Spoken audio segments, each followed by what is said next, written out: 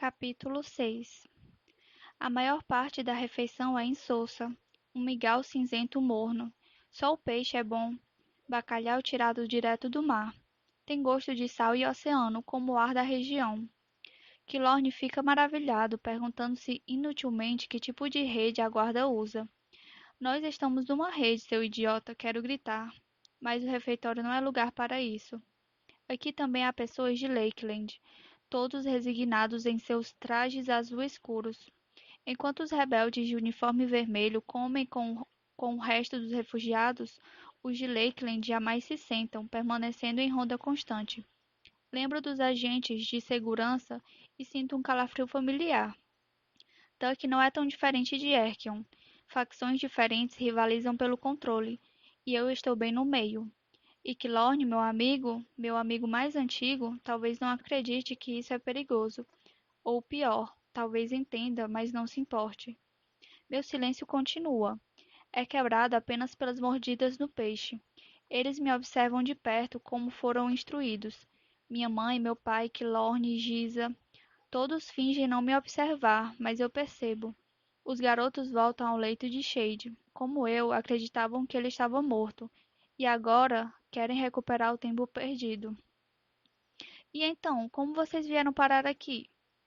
As palavras parecem grudadas na minha boca, mas forço a saída. É melhor eu fazer minhas perguntas antes que façam a deles. De barco, meu pai responde grosseiramente entre uma colherada e outra. Ele ri um pouco da própria piada. Abre um pequeno sorriso para agradar. Minha mãe o cutuca, estalando a língua de irritação. Você sabe o que ela quis dizer, Daniel? Não sou burro. Ele resmunga, tornando a enfiar a colher na tigela. 2 dias atrás, por volta da meia-noite, Shade surgiu na varanda. Quer dizer, surgiu mesmo do nada. Ele gesticula com as mãos, estalando os dedos. Você sabe disso, não sabe? Sei. Ele quase nos matou do coração, aparecendo assim do nada, e vivo. Imagino, balbucio, lembrando da minha própria reação ao ver Shade de novo. Pensei em nós dois mortos, em algum lugar bem distante dessa loucura. Mas como eu, Shade apenas se tornou alguém, alguma coisa, diferente para sobreviver. Meu pai continua, realmente agitado. Quando gesticula, a cadeira balança e faz as rodas rangerem. Bom, depois que a sua mãe parou de chorar em cima dele, Shade pôs mãos à obra. Começou a jogar coisas dentro de uma mala, coisas inúteis. A bandeira da varanda, as fotos, suas caixas de cartas. Não fazia sentido, mas é difícil perguntar alguma coisa para um filho que voltou dos mortos. Quando ele disse que precisávamos sair daquele instante, deu para ver que não estava brincando. Então saímos. E o toque de recolher, vocês poderiam ter sido mortos. As medidas ainda estavam nítidas na minha mente. Eram espinhos na minha pele. Como poderia esquecê-las quando eu mesma fui forçada a anunciá-las? Tínhamos Shade e seus. Meu pai sofre para encontrar a palavra certa, gesticulando. Giza revira os olhos, incomodada com os trejeitos do nosso pai. Ele chama de saltos, lembra? Isso, ele confirma. Shade nos fez saltar para além das patrulhas, para dentro da floresta. De lá, fomos para o rio e para o barco. O transporte de cargas ainda é permitido à noite, você sabe. Então acabamos confinados dentro de uma caixa de maçãs por sabe-se lá quanto tempo. Minha mãe fica tensa só de lembrar. Maçãs podres, ela acrescenta. Giza ri um pouco, meu pai quase ri também. Por um momento, o mingau cinza se transforma no guisado ruim da minha mãe. As paredes de concreto são de madeira mal cortada. E a cena vira um jantar no lar dos Barrow. Estamos em casa de novo. Eu sou apenas Mare. Deixo o tempo passar, ouvindo e sorrindo. Minha mãe fica tagarelando, então não preciso falar, o que me permite comer em uma paz silenciosa. Ela até repele a curiosidade da multidão no refeitório, encarando qualquer um que me lance o olhar maldoso que conheço tão bem. Giza também faz sua parte, distraindo Kilorn com as últimas notícias de palafitas. Ele ouve, interessado, e ela morde o lábio, contente em ter a atenção dele. Acho que a quedinha que sentia pelo meu amigo ainda não acabou. Isso deixa meu pai sozinho, só vendo à vontade sua segunda porção de mingau. Ele me espia por cima da tigela e vislumbra o homem que foi um dia. Alto, forte, um soldado orgulhoso, uma pessoa de quem mal me lembro, tão distante do que é agora. Mas, assim como eu, como Shade, como a guarda, meu pai não é o coitado, o bobo que aparenta. Apesar da cadeira, da perna que falta e dos ruídos mecânicos no peito, já viu mais batalhas e sobreviveu por mais tempo que muitas pessoas. Ele perdeu a perna e o pulmão apenas 3 meses antes de receber a baixa, depois de quase 20 anos de serviço militar. Quantos chegaram tão longe? Parecemos fracos porque queremos. Talvez essas palavras não sejam de Shade afinal, mas do nosso pai. Embora tenha acabado de descobrir minha própria força, ele esconde a dele desde que voltou para casa. Recordo a fala dele ontem, meio oculta pelos sonhos. Sei como é matar uma pessoa. Com certeza não duvido disso. É estranho, mas a comida me faz lembrar de Maven. Não, não o gosto em si, mas o ato de comer. Minha última refeição foi ao lado dele, no palácio. Bebemos em cálices de cristal e meu garfo tinha um cabo perolado. Estávamos rodeados de criados, mas sozinhos. Não podíamos conversar sobre a noite que se aproximava, mas eu não conseguia parar de lançar olhares para ele, torcendo para não perder o controle. Ele me deu tanta força naquele momento. Acreditei que ele tinha me escolhido, escolhido a minha revolução. Acreditei que Maven era o meu salvador, minha bênção. Acreditei que ele podia nos ajudar. Os olhos dele eram tão azuis, cheios de um tipo diferente de fogo, uma chama voraz, intensa e estranhamente fria, manchada de medo. Pensei que sentíamos medo juntos, pela nossa causa, um pelo outro. Estava muito enganada. Devagar, afasta o prato de peixe que raspa o tampo da mesa. Chega. O ruído, como um alarme, atrai o olhar de Quilorne e ele vira a cabeça para me encarar. Terminou? Pergunta, vendo meu prato pela metade. Em resposta, me levanto e ele se põe de pé ao mesmo tempo, como um cachorro seguindo ordens. Mas não ordens minhas. Podemos ir para a enfermaria? Peço. O pedido foi feito com cuidado, para fazê-lo esquecer o que sou agora. Ele faz que sim, sorrindo. Shade está cada vez melhor. Bom, que tal um passeio, família Barrow? Acrescenta, lançando um olhar para o grupo mais próximo de uma família que ele já teve. Arregala os olhos. Tenho que falar com Shade para descobrir onde está Cole e quais os planos do coronel para ele. Por mais que tenha sentido saudade da minha família, eles só vão atrapalhar. Por sorte, meu pai compreende. Ele passa a mão rápido para baixo da mesa e interrompe minha mãe antes que ela consiga responder, se comunicando sem palavras. Ela se ajeita na cadeira, soltando um sorriso de desculpas que seus olhos não refletem. Vamos mais tarde, acho, ela diz, dando a entender bem mais do que isso. Já é hora de trocar a bateria, não é? Saco, meu pai resmunga alto, soltando a colher dentro da tigela de gororoba. Os olhos de Giza saltam até os meus e leem minha necessidade. Tempo, espaço, uma chance de começar a entender essa bagunça. Tenho que preparar mais uns estandartes. Suspira. Vocês gastam tudo rápido demais. Quilorne não se abala com as desculpas educadas e sorri, como sempre. À vontade, é por aqui, Mar. Por mais condescendente que pareça, eu deixo-me guiar pela confusão. Faço questão de tornar a caminhada um espetáculo, mancando, mantendo o olhar baixo. Luto contra o ímpeto de encarar todos que me observam, os rebeldes, o pessoal de Lakeland e os refugiados.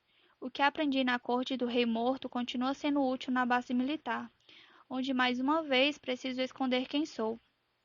Lá fingia ser prateado, imbalável, destemida, um pilar de força e poder chamado Marina. Mas essa garota estaria ao lado de Cole, confinada no galpão 1. Então preciso voltar a ser vermelha, a ser uma garota chamada Mar Barrow, de quem ninguém deveria ter medo ou suspeitar. que se apoia num garoto vermelho e não nela mesma. O aviso de meu pai de Shade nunca foi tão claro. A perna ainda está doendo? Estou tão concentrado em fingir a lesão que mal ouço as palavras preocupadas de Kilorn. Não é nada, respondo afinal, apertando os lábios numa linha fina de dor forçada. Já passei por coisa pior. Lembro de você pulando da varanda de Ernwick. Ele recorda com os olhos brilhando. Quebrei a perna naquele dia e passei meses com um gesso que custou a nós dois metade das economias. Não foi, não foi culpa minha, digo. Acho que você quis fazer aquilo. Me desafiaram. Ora, mas quem teria feito uma coisa dessas? Ele ri descaradamente enquanto abre caminho para nós por duas portas. Fica claro que o corredor após a segunda porta é um acréscimo recente. A tinta ainda parece fresca em alguns lugares e as luzes oscilam no teto. Fiação ruim, percebo de imediato, sentindo os pontos em que a eletricidade cai e se divide, mas um cabo de força se mantém inteiro, fluindo pela passagem à esquerda. Para minha tristeza, Kilorn nos leva pela direita. O que tem para lá? Pergunto, apontando para o caminho oposto. Não sei. Ele não mente. A enfermeira de Tuck não é tão tenebrosa quanto o posto médico do Mercivo. As janelas altas e estreitas estão escancaradas, inundando o cômodo com ar fresco e luz do sol. Jalecos brancos vão e vêm por entre os pacientes, cujos curativos felizmente estão limpos de sangue vermelho. Conversas suaves, algumas tosses secas e alguns espirros preenchem o ambiente. Não há um único gemido de dor ou estalido de osso. Ninguém aqui está morrendo, ou quem estava simplesmente já morreu. Não é difícil encontrar Shade, que desta vez não está dormindo. Sua perna ainda está levantada, apoiada numa tipóia mais profissional, e o curativo em seu ombro é novo. Inclinado para a direita, ele encara o leito do lado com uma expressão resignada. Ainda não consigo saber com quem está falando. Duas cortinas, uma de cada lado do leito, esconde o ocupante do resto da enfermeira. Ao nos aproximarmos, vejo que a boca de Shade se move rápido, sussurrando palavras que não consigo decifrar. Ele interrompe a conversa ao me avistar e tenho a sensação de ser traída. Você acabou de perder a chance de ver os brutamontes, ele anuncia, se ajeitando no leito para me dar espaço. Uma enfermeira se dispõe a ajudar, mas ele pede que ela se afaste, gesticulando com a mão inchada. Os brutamontes, e é o velho apelido que deu aos nossos irmãos. Shade não cresceu muito, então servia de saco de pancada para Bree com frequência. Treme era mais bondoso, mas sempre seguia os passos violentos de Bree. Com o tempo, Shade se tornou mais esperto e ligeiro que os dois, e conseguia escapar, e me ensinou a fazer o mesmo. Não duvido que ele tenha pedido para eles saírem de lá a fim de ter mais privacidade para falar comigo e com quem quer que esteja do outro lado da cortina. Ótimo. Eles já estão me dando nos nervos, respondo com um sorriso bem-humorado. Vendo de fora, a gente talvez pareça apenas dois irmãos alegres, mas Shade é esperto, e seus olhos escurecem quando chego ao pé do leito. Ele nota meu passo manco forçado e faz um aceno milimétrico com a cabeça. Imito o gesto. Mensagem recebida, Shade. Alta e clara. Antes mesmo de eu insinuar uma pergunta sobre Cole, outra voz me interrompe. Cerro os dentes ao ouvi-la, me esforçando para manter a calma. O que está achando de Tuck, garota elétrica? Farley pergunta do leito isolado ao lado de Shade. Ela joga as pernas para fora e me encara, segurando o lençol com os punhos cerrados. A dor atravessa seu lindo rosto arruinado pela cicatriz. É uma pergunta fácil de driblar. Ainda estou decidindo. E o coronel, o que acha dele? Ela continua, baixando a voz. Seus olhos estão alertas, indecifráveis. Não há como saber o que ela quer ouvir, então, em vez de responder, dou de ombros e me ocupo com a arrumação dos cobertores de shade. Os lábios dela se contorcem para formar algo semelhante a um sorriso. Ele costuma causar uma tremenda primeira impressão. Precisa provar que está no comando cada vez que respira, especialmente perto de gente como vocês dois. Con- Contorno o leito de Shade rapidamente, postando-me entre Farley e meu irmão. No meu desespero, esqueço de mancar. É por isso que ele levou Cole? Disparo rápida e afiada. Não dá para deixar um guerreiro como ele à solta por aí arruinando a reputação do coronel? Ela baixa os olhos, envergonhada. Não é por isso que ele levou o príncipe. O medo brota no meu coração. Então por quê? O que ele fez? Ela não tem chance de me contar. Um silêncio estranho recai sobre a enfermaria, sobre as enfermeiras, sobre meu coração e sobre as palavras de Farley. Não conseguimos ver a porta atrás das cortinas dela, mas escuto botas marchando rápido. Ninguém fala, embora alguns soldados batam continência nos leitos à medida que o ruído das botas se aproxima. Couro preto coberto de areia molhada, cada vez mais perto. Até Farley se arrepia ao vê-la se aproximando e crava as unhas no colchão. Kilorn chega mais perto, me escondendo um pouco com seu tamanho, enquanto Shade faz o máximo para conseguir sentar. Mesmo que o pavilhão médico esteja lotado de vermelhos feridos e supostos aliados, uma pequena parte de mim pede o poder do raio. A eletricidade se acende no meu sangue bem ao meu alcance, caso eu precise. O coronel contorna a cortina com o olho vermelho fixo e fulminante. Para minha surpresa, seu olhar pousa em Farley, me poupando por enquanto. Os acompanhantes de Lakeland pelo uniforme parecem versões pálidas e sombrias do meu irmão Bree. São um conjunto de músculos, altos como árvores e obedientes. Ladeiam o coronel em movimentos treinados, assumindo posições ao pé dos leitos de Farley e Shade. O coronel fica parado entre eles, encurralando Kilorn e eu, provando que está no controle. Escondida, capitão? O coronel pergunta, batucando a cortina do leito de Farley. Ela bufa ao som da patente e da insinuação. Quando ele estala a língua, desdenhando, dá para ver o corpo dela estremecer. Você sabe que o fato de ter público não vai te proteger. O coronel prossegue. Tentei fazer de, tentei fazer de tudo que você pediu, o difícil e o impossível.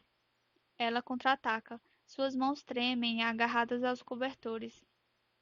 Tremem de raiva, não de medo.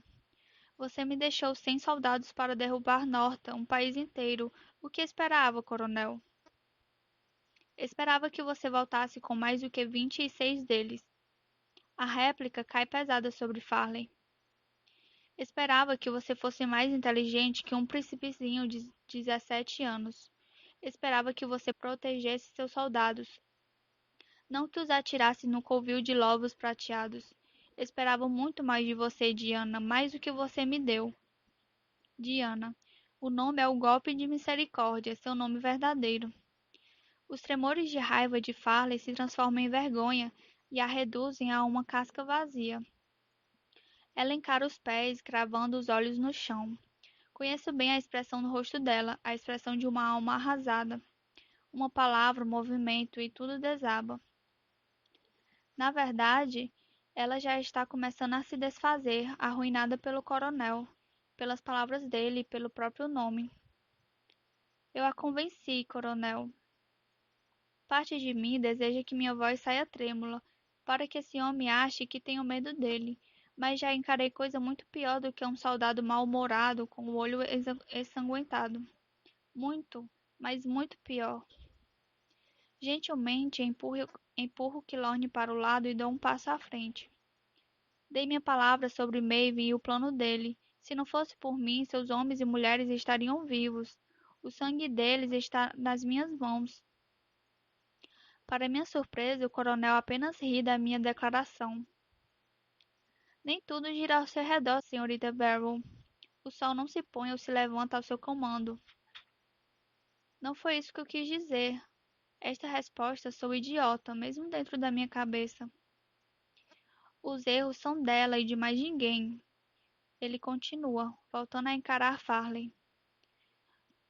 Você está destruída do seu comando, Diana. Algum questionamento quanto a isso? Por um breve e intenso momento, Farley dá a entender que sim, mas em seguida baixa a cabeça e se fecha. Não, senhor. Essa é a sua melhor decisão em semanas. Ele emenda, se virando para ir embora. Mas Farley ainda não terminou. Ela levanta o olhar mais uma vez. E a minha missão? Missão? Que missão? O coronel parece mais intrigado do que irritado, e seu olhar bom salta da órbita. Não fui informado de novas ordens. Farley olha para mim e sinto uma simpatia estranha por ela. Mesmo derrotada, ela ainda luta. A senhorita Barrow tinha uma pista interessante que pretendo seguir. Creio que o comando vai concordar. Quase sorriu para Farley, encorajada por sua declaração diante de um oponente como esse. Que pista é essa? O coronel quer saber, voltando-se para mim. Ficamos tão próximos que consigo ver os diversos redemoinhos de sangue se movendo devagar no olho dele, como nuvens ao vento. Recebi uma lista de nomes, de vermelhos como meu irmão e eu, nascidos com a mutação responsável pelos nossos poderes. Preciso convencê-lo. Preciso. Eles podem ser encontrados, protegidos e treinados. São vermelhos como nós, mais fortes como os prateados, capazes de lutar contra eles em campo aberto. Talvez até poderosos o bastante para ganhar a guerra. Minha respiração sai trêmula e ruidosa, e meu peito se agita quando penso em Maven. O rei sabe da lista, e com certeza vai matar todos se não encontrarmos primeiro. Ele não vai deixar uma arma tão poderosa passar. Finalizo. O coronel se cala por um instante. Só sua mandíbula se move enquanto ele pensa. Ele chega até a correr os dedos pela correntinha escondida debaixo da gola. Consigo entrever os elos de ouro entre os dedos dele, um prêmio tão caro que nenhum soldado poderia ter. Gostaria de saber de quem a roubou. E quem te deu esses nomes? Ele pergunta num tom difícil de interpretar. Para um bruto, ele tem uma capacidade surpreendente de esconder o que pensa. Julian Jacos, respondo. Meus olhos se enchem de lágrimas ao dizer o nome dele, mas não as deixo cair. Prateado. O coronel desdenha. Simpatizante, rebato, bufando. Foi preso por resgatar a Capitã Farley, Lorne Warren e Anna Walsh. Ele ajudou a Guarda Escarlate, ficou do nosso lado, e provavelmente está morto por isso. O coronel inclina o corpo para trás, apoiado nos calcanhares, ainda com um mar de desprezo. Ah, o seu Julian ainda está vivo. Vivo? Balbucio, chocada. Mas Maven disse que o mataria. Estranho, não é? O rei Maven deixar um traidor desses respirando. Ele diz, achando graça na minha surpresa. A meu ver, o tal Julian nunca esteve do seu lado. Ele lhe deu a lista para que você a passasse para nós. Assim, a guarda ficaria procurando por uma coisa que não existe e cairia em outra armadilha. Todo mundo pode trair todo mundo, mas me recuso a acreditar que Julian seja capaz disso. Eu conheço bem, eu conheço bem o suficiente para saber onde ele pôs a lealdade. Em mim, em Sarah e em qualquer um que se oponha à rainha que matou a irmã dele. E, mesmo assim, se a lista for verdadeira e os nomes realmente levarem a outras, ele procura a palavra sem se preocupar em ser educado. Coisas como você, e daí? Vamos nos esgueirar entre os piores agentes do reino, mais rápidos e preparados do que nós, para encontrá-las? Tentamos um êxodo em massa com as que conseguirmos salvar? Fundamos uma escola Barrow para aberrações e passamos anos treinando-os para lutar? Ignoramos todo o resto, os soldados, as crianças, as execuções, por causa deles. O coronel balança a cabeça, fazendo os músculos grossos do seu pescoço saltarem. Esta guerra vai ter acabado e nossos corpos estarão frios antes de avançarmos 1 milímetro sequer nessa sua missão. Ele vira para Farley, nervoso. O resto do comando vai dizer a mesma coisa, Diana. Então, a não ser que você queira bancar a idiota de novo, sugiro que fique quieta. Cada um dos argumentos dele é como um golpe de martelo que me esmaga. Ele está certo sobre algumas coisas. Maeve vai enviar quem entende melhor para caçar e matar as pessoas da lista. Vai tentar manter tudo em segredo, o que deixará as coisas um pouco mais lentas. Certamente vamos encontrar uma armadilha. Mas se existe ao menos uma chance de encontrar outro soldado como eu, como Shade, será que o risco não vale a pena? Abro a boca exatamente para lhe dizer isso, mas ele ergue a mão. Não quero ouvir mais nada sobre isso, senhorita Barrow. E, antes que você ache, antes que você faça algum comentário insolente e me desafie a detê-la, lembre-se do seu juramento. Você prometeu ser leal à Guarda Escarlate e não aos seus motivos egoístas. Ele aponta para os soldados feridos que lotam a enfermaria, todos machucados por lutar por mim.